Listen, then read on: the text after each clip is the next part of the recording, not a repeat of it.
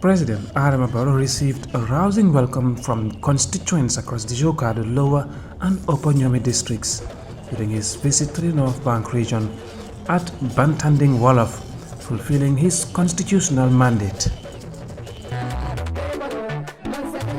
The meeting began with Usman Jallo speaking on behalf of the village Alcalo, who expressed concerns about the absence of a high school in the village. He highlighted that the education system currently only covers primary to junior secondary levels, with the nearest high school located 7 miles away in Kuntaya. Jallo appealed for government intervention to upgrade the school and improve access to water. Chief Alpha Mairam Khan praised the president for maintaining peace and providing electricity to the communities. He also commended the government's efforts to curb irregular migration through circular migration programs with Saudi and Spain aimed at youth employment. Khan lamented the poor groundnut and harvest this season and requested government support for farmers. He also mentioned that no new roads had been constructed in Jokado since 1987 and that the local hospitals lacked ambulances. Ahmad Saad, regional NPP chairman for the North Bank region, acknowledged the government's support for farmers, but echoed concerns about this year's poor harvest. He also praised the president for electrification efforts while calling for improved road infrastructure and more support for health facilities, which he said are facing drug shortages. On behalf of the women, Lady Councillor Antaseka thanked the president for his development initiatives, particularly in addressing irregular migration.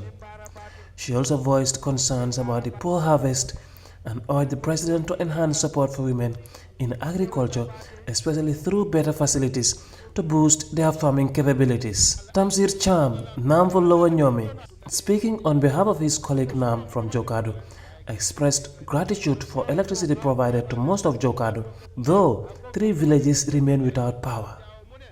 He hoped electricity will reach these areas by 2025.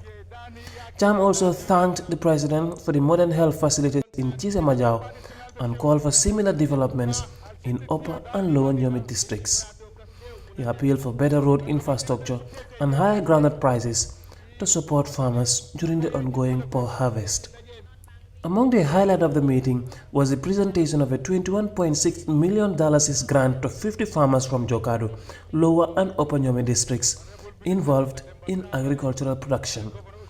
This funding, provided through the GRTS project, is aimed at boosting production capacity in rice, maize, cashews and poultry, contributing to food security in the Gambia.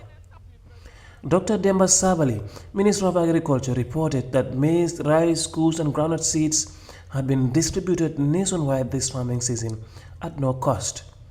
He acknowledged the poor harvest and assured that the ministry was investigating the cause.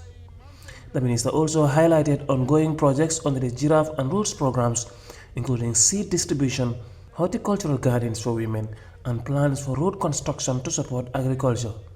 He confirmed that government is also focusing on supporting livestock farmers with pasture farms.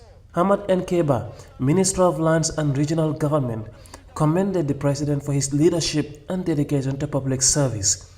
He stressed the importance of educating the youth about their civic duties and responsibilities and expressed concern over the dangers of irregular migration. Minister Ba praised the president's effort to address the issue, citing the migration agreements with Saudi Arabia and Spain as evidence of the government's commitment to helping young people. He also emphasized the importance of equipping youth with skills for the job market. President Adama Barrow concluded the meeting by responding to the concerns raised. He assured the people that the government is addressing all issues, but emphasized that development takes time.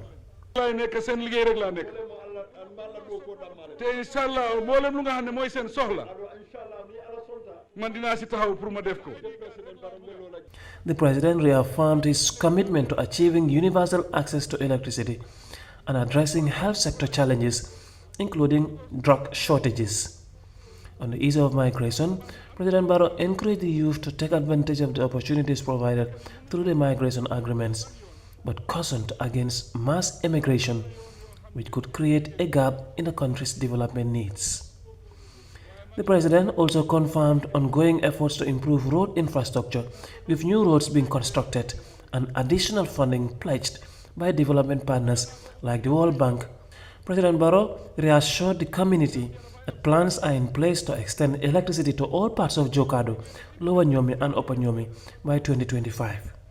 He also promised to address the issue of the high school in Bantandi village, confirming that the government will follow through on its commitment to upgrade the school. In a much anticipated announcement, President Barrow informed farmers that he will soon announce the new groundnut prices for the season at upcoming meetings during the tour.